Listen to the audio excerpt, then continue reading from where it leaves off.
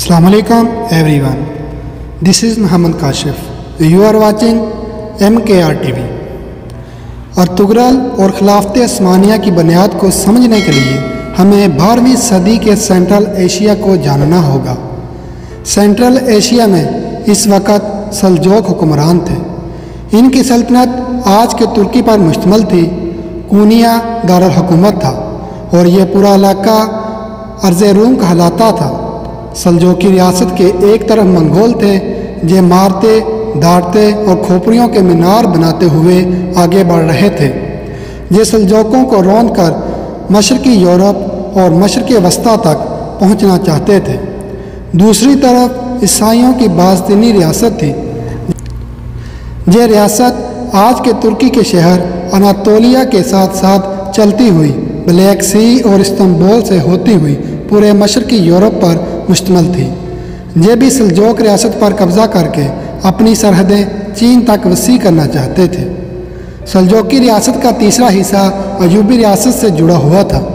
یہ حصہ شام، فلسطین اور مصر پر مشتمل تھا، جبکہ سلجوقوں کی چوتھی سمت میں ایران تھا۔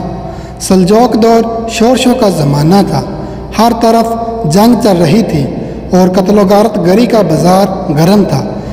منگول اور باستینی عیسائی دونوں بیت المقدس تک بھی پہنچنا چاہتے تھے، لیکن دونوں کے عزائم کے راستے میں سلجوق اور ایوبی دو مضبوط ترین ریاستیں کھڑی تھیں۔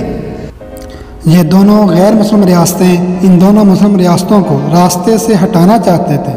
منگول آج کا ازبکستان اور ایران فتح کر چکے تھے۔ خیوا کا حکمران خوارزم شاہ بھی راستے کا مضبوط کانٹا تھا۔ اس کی ریاست ہندوستان کے شمالی علاقوں سے لے کر جارجیا تک پھیلی ہوئی تھی۔ چنگیز خان نے یہ کانٹا نکال دیا تھا۔ عراق میں عباسیوں کی حکومت تھی اور مصر میں مملوک خاندان برسر اقتدار تھا۔ یہ بھی باستینی اور منگول حکمرانوں کا ٹارگٹ تھے، لیکن ایوبی ریاست اور سلجوق حکمرانوں کے ہوتے ہوئے مصر اور عراق پہنچنا مشکل تھا۔ چنانچہ منگول اور باستینی عیسائی دونوں ایوبیوں اور سلجوقوں کے خلاف اکٹھے ہو گئے۔ یہ دونوں کو آپس میں لڑاتے بھی رہتے تھے تاکہ مسلمان کے ساتھ لڑ کر کمزور ہو جائے۔ دوسرا منگول خود بھی ایوبیوں اور سلجوقوں پر حملے کرتے رہتے تھے، اور تیسرا باستینی صلیبی جنگوں کے ذریعے ایوبی ریاست پر حملہ آور ہوتے رہتے تھے۔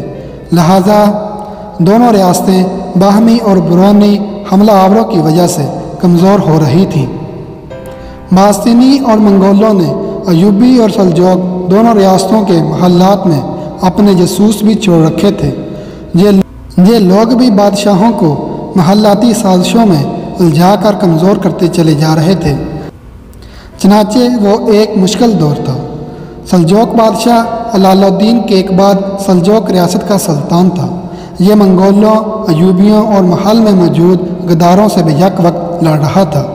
یہ کسی چوتھے محاذ کا متحمل نہیں ہو سکتا تھا، لیکن اس کے خلاف ایک چوتھا محاذ بھی سر اٹھا رہا تھا، اور وہ تھا باستینی حکمران۔ علال الدین سلجوق جب منگولوں یا ایوبیوں سے لڑنے کے لیے نکلتا تھا تو اس کی پیٹھ ننگی ہو جاتی تھی، اور اس پیٹھ پر باستینی چھڑا گھونپنا شروع کر دیتے تھے۔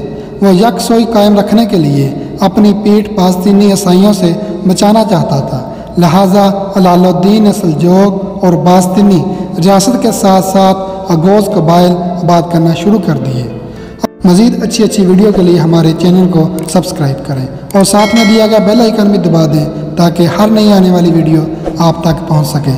شکریہ۔